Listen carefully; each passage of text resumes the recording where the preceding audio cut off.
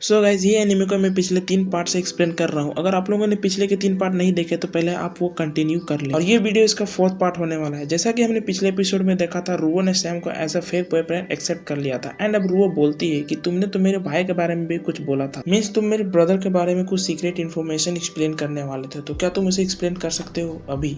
Sam कहता है क्यों नहीं, आखिर मैं तुम और तुम्हारी फैमिली की हेल्प के लिए तो यहाँ आया। चाइना में इस वक्त 3 सबसे बड़ी इंटरटेनमेंट क्राउन क्लब है, जिसमें से एक का नाम ईस्ट चाइना सी क्लब है, जो कि तुम्हारा भाई होल्ड करता है। मैं ठीक बोल रहा हूँ? मिचली, इसमें कौन सी बड़ी बात है, ये बात तो आधी चाइना को पता है। सैम कहता है तुम्हारा जो भाई है वो उस क्लब में कुछ इलीगल एक्टिविटी कर रहा है, जिसकी वजह से तुम और तुम्हारी फैमिली खतरे में आ सकते हैं। और अगर मेरी कैलकुलेशन देखा जाए तो तुम्हारी फैमिली की जो ये क्राउन है, जो चाइना के 3 टॉप में से आती है, वो 1 महीने बाद बंद होने वाली है, सिर्फ और सिर्फ तुम्हारे भाई की वजह से। सुनकर मिश्रो काफी ज्यादा शॉक हो जाती है और वो सैम से कहती है कि आखिरकार तुम इतने परफेक्टली कैसे बोल सकते हो कि 1 महीने बाद हमारी जो क्राउन है वो बंद होने वाली है। सैम कहता है इस टाइप के सवाल तुम मुझसे नहीं बल्कि अपने भाई से करना, और वही तुम्हें इसके बारे में एक्सप्लेनेशन देगा। दूसरी तरफ हमें क्राउन का सीन दिखाया जाता है, जहाँ मिस रुओ का भाई और उसके 3 बिजनेस पार्टनर आपस में डिस्कस कर रहे होते हैं, जिनमें से तीनों का नाम वोंग, ली और जे होता है, जो लकीली सैम के बारे में ही डिस्कस कर रहे होते हैं। असल में ली वही गैंगस्टर होता है जिसका नाम यूज करके सैम ने खुद की और क्वांग की जान बचाई थी क्लब में। एंड अब आप लोगों को पता चल गया होगा कि वो वही बंदा है जिसकी कार को सैम ने चुराया था, एंड वो टाइम लूप खत्म होने की वजह से कार उसकी जगह पे नहीं और अब मिस रुओ और सैम ऑफिस के मेन रूम में एंटर करते हैं, जहाँ रुओ का भाई और उसके 3 बिजनेस पार्टनर रुओ को वहाँ आता देख काफी ज्यादा डर जाते हैं। जल्दी से चारों जो होते हैं वो अपने अपने सिगरेट को फेंक देते हैं और वहाँ से धुआं साफ करने लगते हैं, क्योंकि मिस रुओ को स्मोकिंग बिल्कुल भी पसंद नहीं। रुओ ताया कहता है क्या वो सिस्टर, आप यहाँ पर अचानक कैसे आ गए? अगर आपको कुछ काम था तो आप मुझे बुला लिया होता। रुओ, मैं तुम्हें यहाँ पर किसी से मिलाने के लिए लाई हूँ, इसलिए मुझे यहाँ पर आना ही पड़ा। जहाँ वो सभी को सैम से इंट्रोड्यूस करवाती है, जिसके बाद सैम कार की वोंग की तरफ फेंकते हुए कहता है मिस्टर वोंग, आई होप आप इस बात को सीरियस नहीं लेंगे कि मैंने आपकी कार को सिर्फ टेस्ट ड्राइव के लिए लिया था। अब ये सुनते ही वहाँ पर खड़े सारे लोग हैरान हो जाते हैं और सोचने लगते हैं कि आखिरकार ये बंदा मिस रुओ के साथ क्या कर रहा है, और इसकी हिम्मत की तो दाद देनी पड़ेगी, ये हमारे ऑफिस तक भी पहुंच गया। रुओ कहती है मैं तुम लोगों को सैम से इसलिए इंट्रोड्यूस करवा रही हूँ क्योंकि सैम जो है अब वो मेरा न्यू बॉयफ्रेंड है। ये सुनते ही उन लोगों को एक और झटका लगता है, जहाँ रुओ ताई कहता है कि आखिरकार एक और बॉयफ्रेंड? सिस्टर रुओ, आपको पता है ना, आपका कोई भी बॉयफ्रेंड हमारे फैमिली में अभी तक टिक नहीं पाया, और अब आप इस सिंपल बंदे को अपना नेक्स्ट बॉयफ्रेंड चूज किया है, जिसकी उम्र भी काफी कम है। मुझे तो सिर्फ इस बात का डर है कि क्या ये इन सारी चीजों को हैंडल कर पाएगा भी नहीं। ये सुनते ही मिस रुओ तबीयत खराब होने का नाटक करती है और सैम से चिपक जाती है। असल में रुओ उनके सामने ये पेटेंट करना चाहती थी कि वो दोनों काफी दिनों से रिलेशनशिप में। जिसके बाद रुओ ताई सोचने लगता है कि आखिरकार ये सब कब हुआ। जहाँ तक मैं अपनी बहन को जानता हूँ, मेरी बहन को बड़े और मेच्योर लड़के पसंद, और ये तो सिर्फ अपने 20 में। मैं समझ गया, सैम मेरी बहन को इसलिए पसंद करता है क्योंकि वो मेरी बहन से नहीं बल्कि उसके पैसे से प्यार करता है। जब सैम का काम निकल जाएगा तो वो मेरी बहन को अचानक छोड़ के दूसरी लड़की के साथ चला जाएगा। रुओ ताई,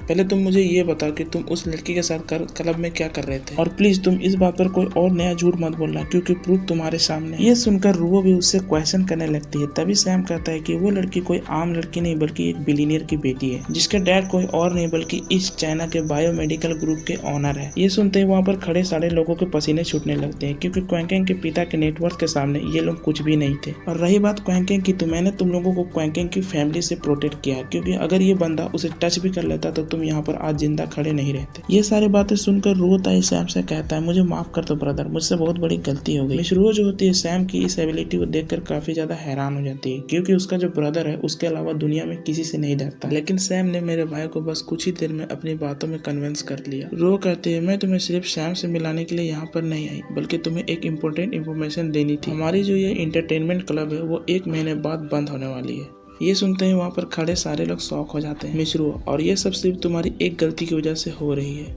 बट मैंने क्या किया जो आप मुझे ब्लेम कर रही हो? सैम कहता है रुओ ताई, तुम्हारी सिस्टर जो कह रही है वो बिल्कुल सच है। कुछ दिन पहले तुमने और ली ने मिल के जो जिन लोगों को ब्लैकमेल किया था, और अब क्योंकि वो पकड़े गए हैं और ली ने चुपके से अपना सारा ब्लेम तुम पर दे दिया। मिस रुओ ये सुनते हैं कि रुओ ताई अब तक ली के कांटेक्ट में है, वो उस पर बहुत ज्यादा गुस्सा करती है। क्या तुम्हें नहीं पता कि पिछले बार ली ने ही हमारा $1,000,000 का लॉस करवाया था? अब रुओ ताई सीधा सैम की तरफ मुड़ता है और कहता है मेरे और लोगों के बीच में जो ये डील हुई थी वो सिर्फ मुझे और सिर्फ कुछ लोगों को पता, यहाँ तक कि ये बात मेरी बहन और मेरी फैमिली तक को नहीं पता थी। तो आखिरकार तुम्हें यह बात कैसे पता? जहाँ वो मिस रुओ के करीब आते हुए कहता है ये सारी चीजें मुझे तुम्हें एक्सप्लेन करने की जरूरत नहीं है, और हाँ, मैं तुम्हारी हेल्प सिर्फ इसलिए कर रहा हूँ क्योंकि तुम मेरे फ्यूचर ब्रदर इन लॉ हो। रुओताई गुस्से में खड़ा होते हुए कहता है, क्या तुम अपने आप को बहुत ही ज्यादा स्मार्ट समझते हो? और मैं तुम पर भरोसा कैसे कर लूँ अगर तुम भी कोई जासूस निकले तो, जिसे मेरी ये सारी इन्फॉर्मेशन पहले से पता। सैम कहता है, देखो ब्रदर, यही गलती तुम्हारी बहन कुछ देर पहले कर चुकी है। अगर तुम्हें अब भी मुझ पर भरोसा नहीं है तो मैं तुम्हारी वो पुलिस स्टेशन वाली स्टोरी सुना सकता हूँ, जिसके बाद शायद तुम्हें मुझ पर भरोसा हो जाए।